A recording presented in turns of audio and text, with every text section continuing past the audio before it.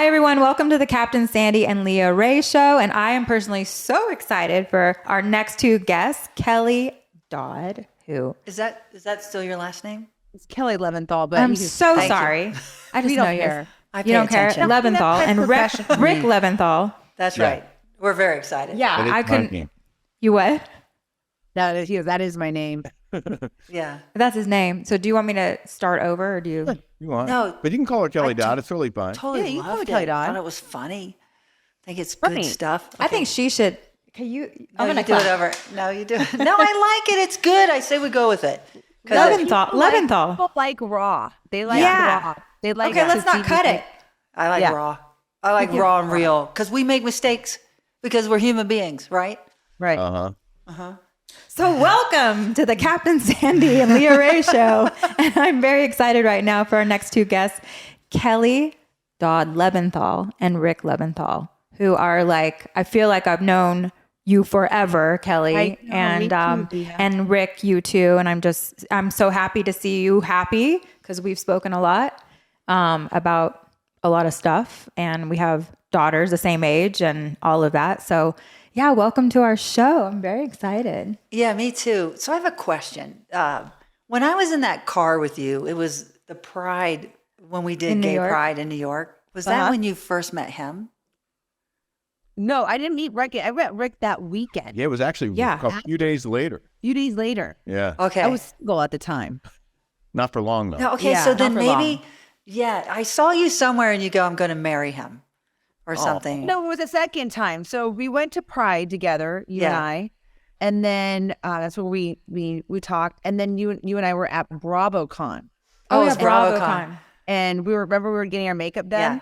Yes. And we're like, I think you're going a little too fast. Oh, yeah. Yes. You told me you said that. Yeah. I was like, F her. And now look, Right. But look. when you know, you know. Yes. And it's pretty awesome because you're an awesome guy, Rick. Like I watched you for, like you were, I really, for me, like, because I like serious people in the news and you were really cool to watch.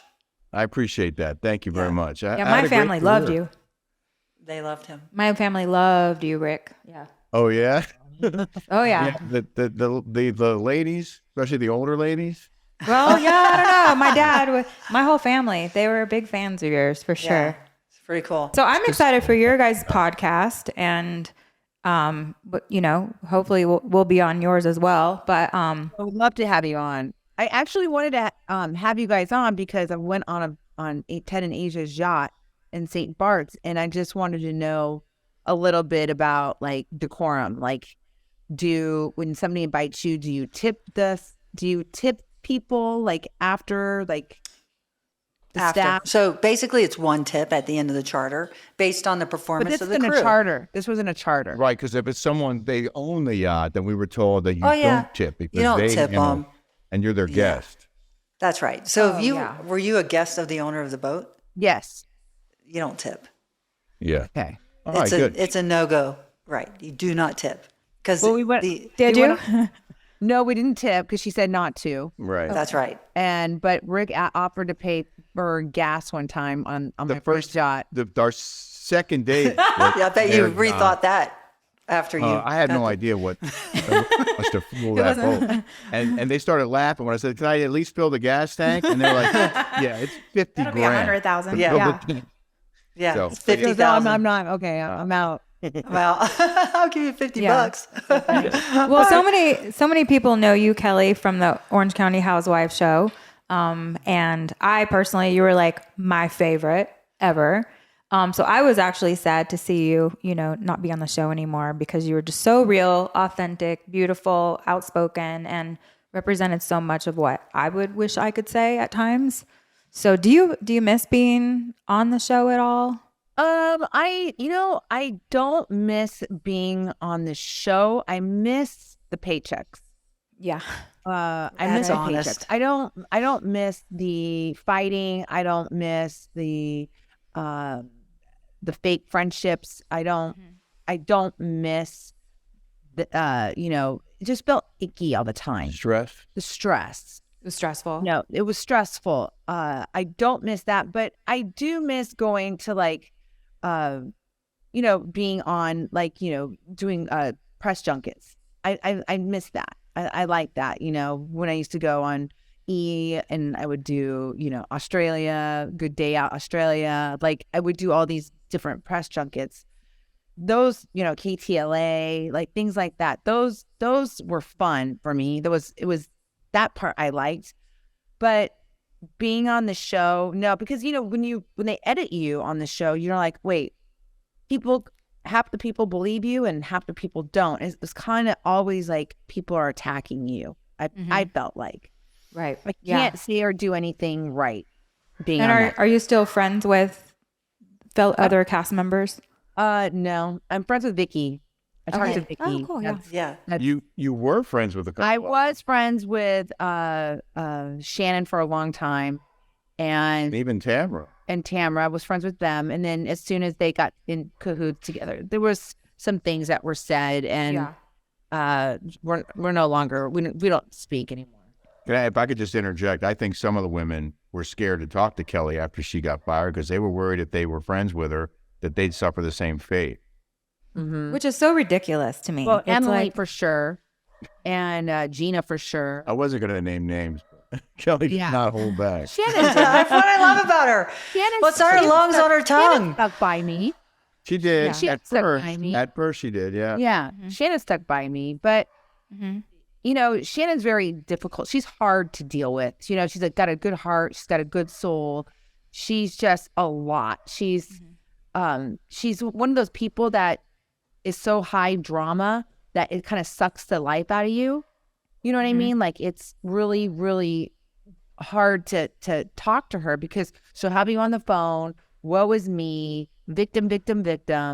And it's kind of hard to have a relationship where it's like always one-sided. Yeah. Like it was like, everything was like, oh, I'm filming today. I'm doing this. And Rick would get mad, be like, it would bother me because she would call Kelly complaining about her job after Kelly got fired from the same job, and it just seemed to me that she didn't have any empathy.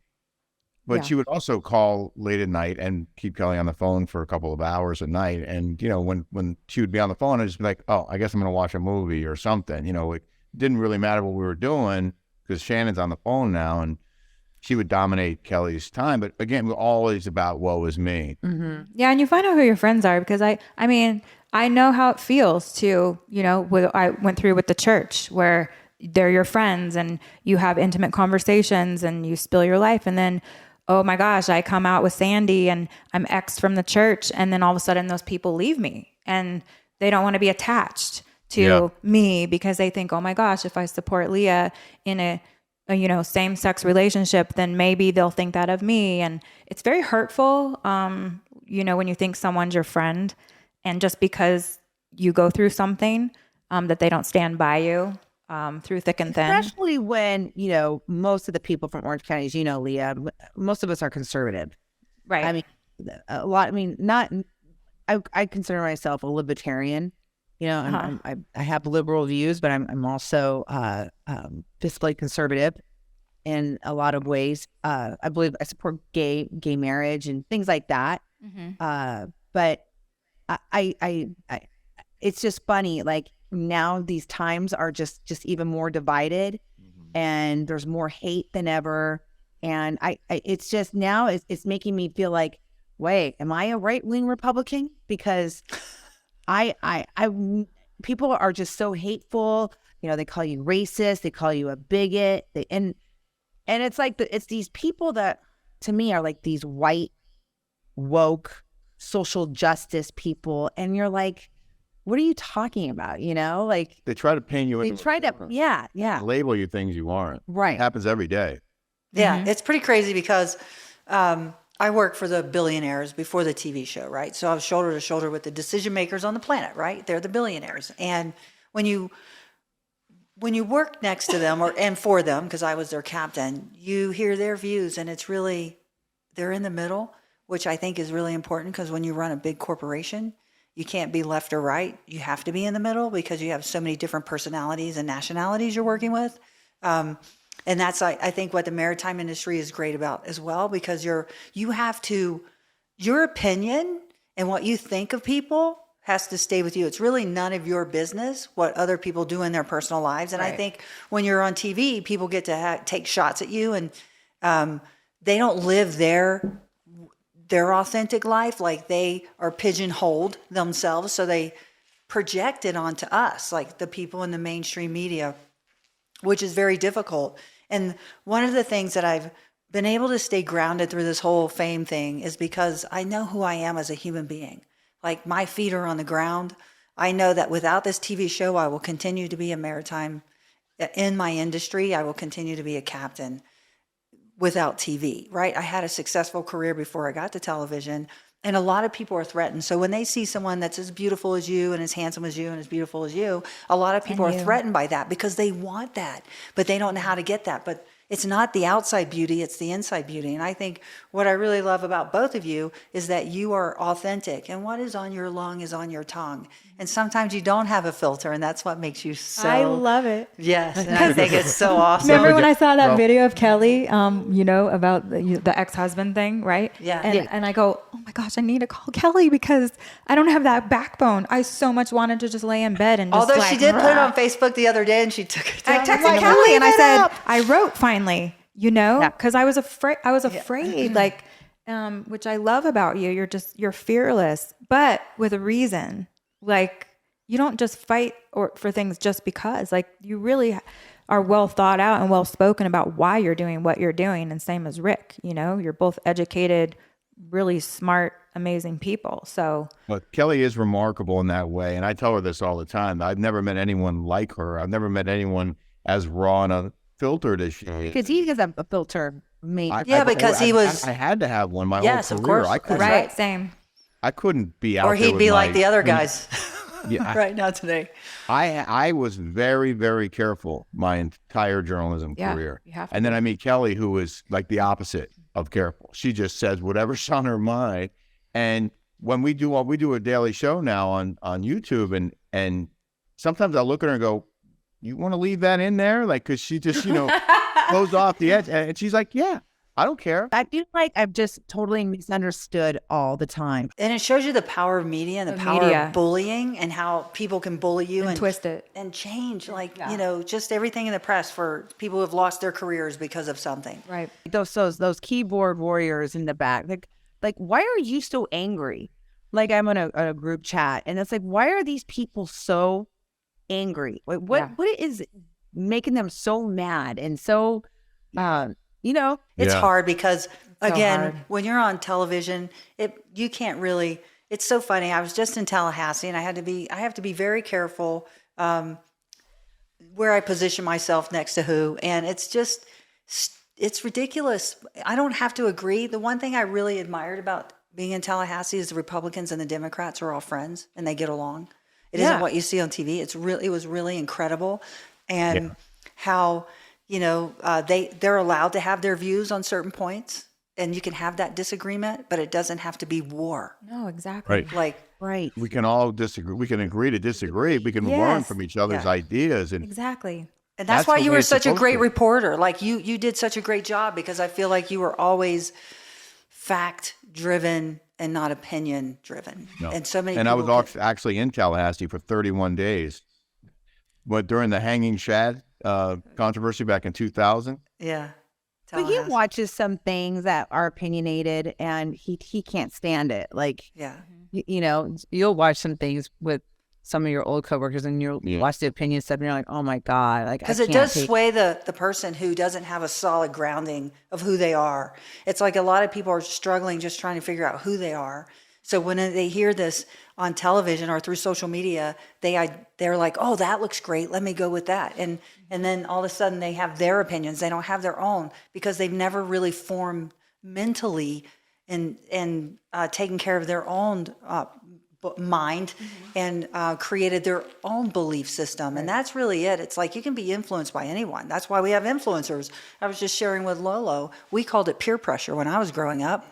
right? So I started smoking pot because my neighbor, actually, my first drug was a Quaalude because she handed it to me on the bus and it's like, oh, what are you, one of those? And I was a good kid.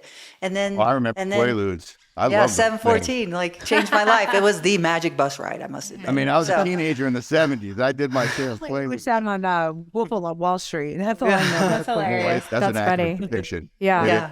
Oh yeah. So then I was talking to Lauren and saying you could be my daughter. you could through peer pressure. She goes, I'm not pressured by my peers. I go, okay, influenced, because she identified with that word. Because I go, people get paid to influence people on social media because they influence, and it's just and that's the same thing. And when these people have these crazy thoughts and they start getting on that bandwagon by attacking us, it's like, just calm down. You don't know me. You don't know who I am. You just see what's edited on television or what someone else's opinion is. But when you meet me, I guarantee you'll change your opinion of me. Yeah. Which, Leah, you're only in Colorado because of your daughter, right? Yes, she has one more year of high school, but we stayed here. Sandy moved from LA to be with me, which thank God. So not. Love, that's love. She reminds me She's every going day. to give me a T-shirt that says Every I day. moved here for her. Yeah, I'm here. People are here and they're like, they stop us on her on the street, and I take the pictures, and they go, That's "Why like are me. you living?" That's Yeah, like me. exactly. And they go, "Why are you here?" And she's like, "For Leah, for love, But we're building a home in Florida, and we're gonna be out there for sure. I'm definitely not a Colorado. I'm not a cold weather person. Right. But, Colorado's a great state. Colorado's amazing. In Florida. Jacksonville, Ponte Vedra. Yeah, Ponte Vedra. San Benito. Live there. Yeah, Yeah. we've come there. Yeah, we Yeah, love like it. Nocatee area. Yeah, so I'm very excited. That's and beautiful. Beautiful. so I beautiful. love it there. Yeah. But what you said about being on TV, that reminded me of one of the things that Kelly and I talked about quite a bit, is that if they had asked her back, we are convinced that they would have tried to make both of us look bad. You can't control the edit. You can't control how they portray you. And I think that's one of the things that we continue to see. Like, I feel like, I saw Teresa Giudice and Louis in St. Bart's, and people can't stand Louis. And I was like, that is so sad that she's in love with this man. That's her rock. That's her everything. And people are beating up on her husband. Yeah. And I'm looking at that and thinking that would have happened to him if he would have been on an extra year. You know what I mean? And I formed an opinion about Louis based on what I saw on TV. And then I met him and I was like, I really like the guy. nice Yeah. guy. Really like like him. Like, he was a fantastic person. Nothing like you see on TV. But, some things always happen for a reason. I mean, if he would have been on again the next year, I'm glad that he's not a part of that. Yeah. He's too professional for that, I think. Yeah. Yeah. Oh yeah. I mean, your show's very different than mine. So, and you have a different production company. And I always talk about this on our show. We evolved together because obviously we're doing a job. So there's a lot of stuff they can't really interfere with. And I think, I always say this, if you have bad behavior, then that's bad behavior, right? So a lot of the clients, it's like, I have a lot of people that want to come on the show and they go, but they'll edit me poorly. I go, they don't edit you poorly. Your actions are poorly. So if you have poorly actions, they're going to kind of edit that in. it's more exciting. Yes, but it's just be mindful of the amount of alcohol you consume, because at that point, and this is me, I always say, when you lose control, they gain control, right? So just don't lose control, because when you lose control, you've handed over. Those are wise words. Those are really wise words. Yes. I told her that. Just kidding. My sister actually told me that. I'm but- just teasing. I told her sister. Yeah, my sister told me that because I was doing a Watch What Happens Live, and she goes, "Remember this, Sandy? When you lose control, they gain control." Yeah, and I'm like, so "You're true. right." And then for me, because I'm in recovery, I was always in trouble because of I lost control, and the alcohol took over, and that happens so often, especially on your show, and I'm sure. I'm sure watching it's like, holy shit, I actually acted like that. Oh, they yeah. can't Oh, I edit say bad that all the behavior. time. How long have you been sober? 33 years. Oh my. Wow. But I didn't get sober until I was 25. So I've been arrested. I've been rejected. I've been affected. I've been infected, and I've been kicked out of my family. Like like doors have been closed on me because I was the total destruction tornado that ripped through everybody's life. And it was, car crashes, jails, institutions, and almost death. And I finally got clean at 25. I was older, but it was my time. But after 33 years, you still consider yourself in recovery. Absolutely. Because it's a daily reprieve contingent on the maintenance of my condition, the work I put in. So some days, we just learned this today. I love this. More often, the depressed people are living in the past. They're thinking about what they could have done differently. The people that suffer from anxiety are living in the future, what could happen. So they're anxious about because they don't know. People that live in the present are usually calmer. More balanced. And so the daily reprieve is the balance of staying. We're taught, tell Yeah, if Leah, I go through something, she goes, stand on my feet. Yeah, I'm so like, look at where your feet are. Take I a stand. breath. She goes, yeah, where are your feet? Yeah, where are your feet? Because where your feet are isn't where your head is right now. And so, because you're a forward liver, like you always think about what could happen. So you have I'm a planner. That's how I am. Well, not the I'm a planning. planner. Not the planning. Yeah. Planning's different. Planner. Oh, the She's fear of the future. The fear of the future. Like, yeah. I'm a No, planner. I'm like that. I have anxiety because I'm always afraid of what could happen. I yeah, guess. I'm the same. Yeah. So, and it's like centering back. And so we are not there just to take, we're there to give it away too. So that's why I go back. Yeah. Interesting. But she'll come to me and say, hey, babe, I think I need to find a meeting today. Like, it's not like there are days where she's like, I need a meeting. Oh, yeah. And it's like, what do you say? It's Daily like reprieve. It's like a dust, like the magic like dust. a magic dust. That Just helps like her. sitting in that room because I know I'm doing the right thing. And then you'll hear someone share an experience that they've gone through and you don't feel so alone. And you're like, wow, that's how they handled that or they dealt with that. So you walk away with sometimes tools to go back and use. For me, that's why who you see on TV from me is everything I learned working a 12-step program. This was not a leadership course. I did not take the Dale Carnegie leadership thing. I didn't go to all these conferences. I went to a 12-step program and I worked the steps. And that's why people go, oh my God, you're such a great leader. You're so patient. You're so kind. You're so this. And it's because of all the work I've done and continue to do because it's a daily learning like today. Now I know. I shared this story when I took over Captain Lee's show for a little bit. Very hard to do, by the way. And I was intimidated by the boat and I looked back and the champion, gold medal winner, Hall of Famer, tennis pro, Gigi Fernandez was behind me filming over my shoulder, waiting for the moment for me to take it off the dock. It was blowing 27 knots of wind. And I'm like, the cameras are in front of me. And I know the producers are thinking, is she going to take it off the dock or is she just going to sit here?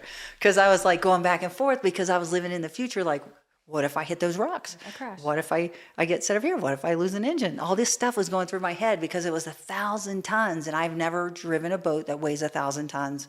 The 600 tons was the max. 1,000 tons is a lot. So I finally take it off the dock, which was really cool, on Gigi's charter, made it out the channel, very narrow. And then as I'm coming back in, I lose steering.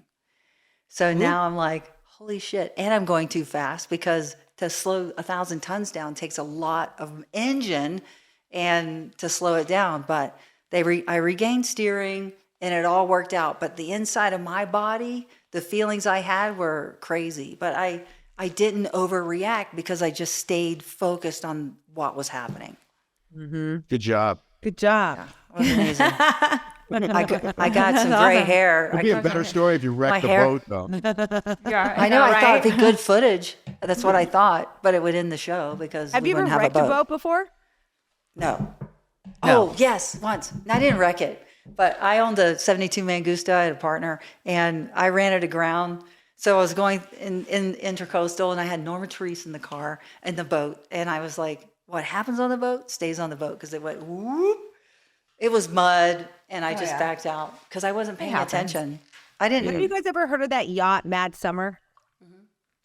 I haven't. The one that was arrested? No, that that? was monkey business. Mad Summer. Yeah, I know Mad Summer. You do. Yeah. Okay. It's a We nice went on that boat. boat. We toured it once We toured it once. Oh, cool. while it was docked. Yeah, Bill it's Gates beautiful. chartered it for I think $2 million for a week. Yeah, it's a Oh, beautiful wow. boat. Mad Yeah. Summer, yeah. So you guys are, I saw you guys, are you flipping houses or you built something new or is it Palm Desert or Palm Springs or? We bought a house in Palm Desert and gutted it, completely renovated it. Put a pickleball court in it. Oh my tricked out gosh, the backyard. I want to play pickleball. Yeah. It's a really cool spot. It's just 2 blocks up the hill from El Paseo, like in the heart of Palm Desert. And So that's a rental property. Okay. yeah, we're making money on it. House in the Hamptons, it's also a rental property. So But we, great. you know, we spend as much time there as we can in between tenants. We're going this weekend, and then we hope to live there at least most of the year.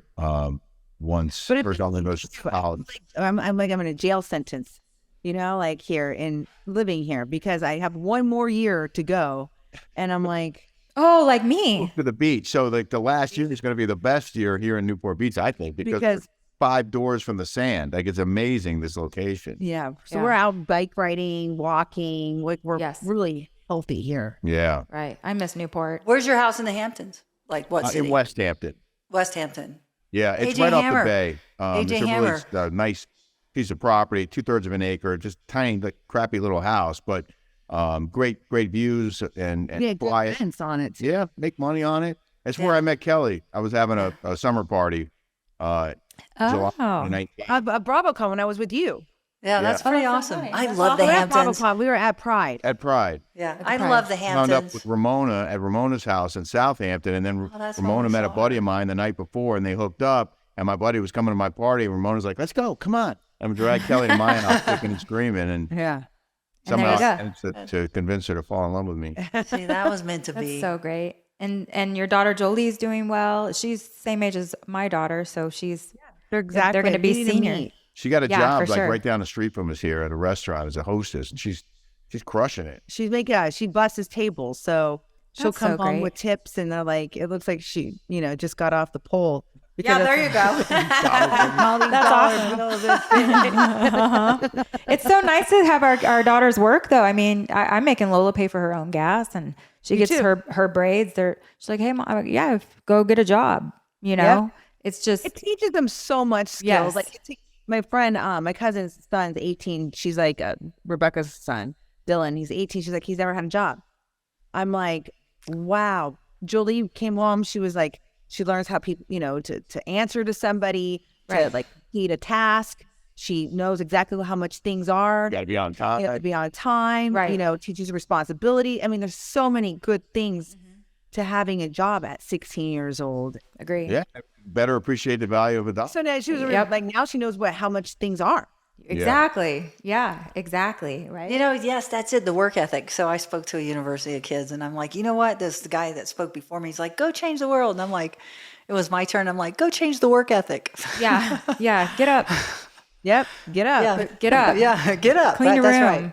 That's what I love about our show, because it does show a good work ethic. Like, it definitely highlights that. They play hard, they work hard. Oh, And I that's- love that. Oh, yes. Yeah. But I think working in a ship, because I said I would love Jolie to do that. Oh yeah. Because you get to see the world. You can collect all your money and, not have any place to live. Like, you don't have to have a car payment. You can just bank all your money in. But it's hard work. Like, Hard work. Send her to school. work. Send her to there's a class in San Diego. It's 1 week course. It's $1,000. It's called STCW. Put her in that. She needs a physical and a drug test. 2 things. That's all she needs. 1 week. Send her to me. I will get her on a boat. Does she have to dive? wow. No, she does Okay, not. that's a great. That's a great offer. No. Thank you. No, but you know what? We're 50,000 crew members short today. Our Great. industry went up 900% during COVID. That's why I was in Tallahassee talking about the maritime industry, the workforce development. Her It was charity real- is to raise money. Yeah, Like to Captain send- Sandy charity. Yeah, to get starting in Florida, to get the maritime industry into public schools for kids to say, hey, this is an alternative to college, because not everybody's West Point material or college material. Or even if you do go to college, you might go, hey, this is a great industry. We have the best parties. The parties are epic, first and foremost. Secondly, it's lucrative. You make a lot of money. You're surrounded with different cultures, different languages. You're immersed in, you're out of the Culture. bubble, and you go see what the news is like over there, and you go, wow, this is't really opinionated. This is just reporting the facts. This is actually really what do those interesting. deckhands make? So $3,500 to $4,000 a month plus medical, plus they get a month paid holiday a year. So they get 2.5 days off per month. Uh-huh. They pay for nothing. Right. There's Right. no living expenses. But there's so many different like positions, right? Yeah, so in that's that a yacht industry. crew, right? So then you can advance. If you want to go the deck route and become a captain, just say, I want to work on deck. They'll put her on deck. If she wants to go interior, learn the wines, learn all the service. There's so many different types of service. But she could be a young intern for a charter broker company. Charter brokers make Sales a lot, or sales, and they make a ton of money. Yeah, it's been interesting to watch coming into her world, and you become a family too. Like the relationships she has are lifelong, and they're amazing Worldwide. worldwide, and the culture. Yes. And I'm thinking, wow, like this is amazing. It's very unique. And once you're in and they see that you have a good, strong work ethic, they'll be behind you. Like Kevin Merrigan, I'm just going to use him. He founded Northrop and Johnson. He didn't found Northrop and Johnson. He took it over, but he's the chairman now. I sold it to Marine Max, and he's just all about, he's helping me with my charity. He's behind it. But he too, he goes, Sandy, we need people. We need people. And that's the whole reason him and I were in Tallahassee 3 days ago. Was for the workforce development for the maritime industry. So all she needs, there's a school in San Diego, and she needs her ENG1, which is a medical. I'll send you everything. Oh, that's cool. And what's the minimum age? 18? 18. And we'll go visit them, Kelly. Yes. Yeah, let's do it. So where are you guys on your podcast? Are you guys on Spotify, Apple, Patreon? Where are we on? I don't know. I think like all of it, All really. of it. Yeah. So basically, we changed producers, obviously. And so now we're going to do seasons instead of weekly, which is easier for me because of the schedule. Schedule is hard. Yeah, it's hard. And then, because Leah has an epic story to get out there as well. And I want people, this podcast is to help. I always want to give a solution to something because, there are a lot of listeners for everybody, right? Everybody has their thing. I'm not the Bravo salacious person. We're not that. We're like real life stuff that's happening. And that's the solutions we want to give with this, which is really cool. But, fans of yours, of course, and I love what's on your lungs, on your tongue. So I think that's important, especially in today's world with kids. It's okay. Yeah, and it's okay not to agree, and people can still be loving and friendly and give each other grace. And I think that's what we try to do. The next right thing is in our lives is, obviously like love is love, but truly walk the walk, in our lives. And it's, I don't know. It's all good. And we're so happy. Oh, good. Can we I'm finish glad. now? You guys look happy. Sandy's done now. Yeah, because I have questions for you off the camera. Okay, we're done. Off the camera? Okay, do your thing. Close it up. Oh, close it up? Yeah. See how she is? She goes, close it up, babe. Yeah, close it up. Yeah. No, you close it up. I don't know how. You don't know how to close it up? Well, anyway, thank you everyone for joining us on the Captain Sandy and Leah Rae show. And we're so happy we got a chance to talk with Kelly and Rick, right? They're amazing. Totally. And if you haven't subscribed to our channel, click on the little clicky thing and subscribe and support our channel. And we look forward to hearing from you. If you have any questions, feel free to write us. Yeah, thank you. And thanks for joining us. Thank you for having us. Yeah, thank you. very much. Don't go yet. And we hope your listeners check out our show too on patreon.com, The Rick and Kelly Show, and also on YouTube. Yes. We do a daily smash every day on YouTube, and we have a lot of fun with it. Yeah. Yes, I watch it and I love it. He has the best. thank He has the you. best voice. The best voice, exactly. Yeah, he does. I know. Nothing's gonna hold